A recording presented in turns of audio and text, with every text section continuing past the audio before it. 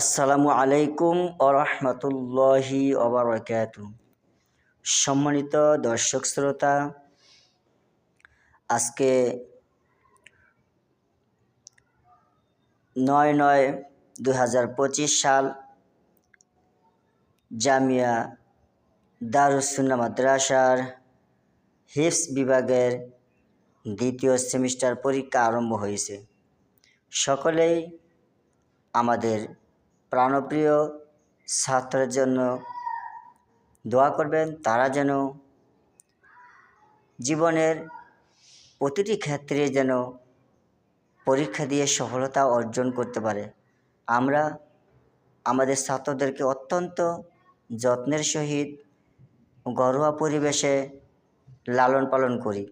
যে এখানে যে সমস্ত ছাত্ররা পড়াশোনা করে, আমরা তাদেরকে মাতৃছায়া দিয়ে লালন পালন করে তাদেরকে পড়াশোনা শিখাই। তাহলে অবশ্যই আপনার সন্তানকেও মাদ্রাসা দেওয়ার চেষ্টা করবেন।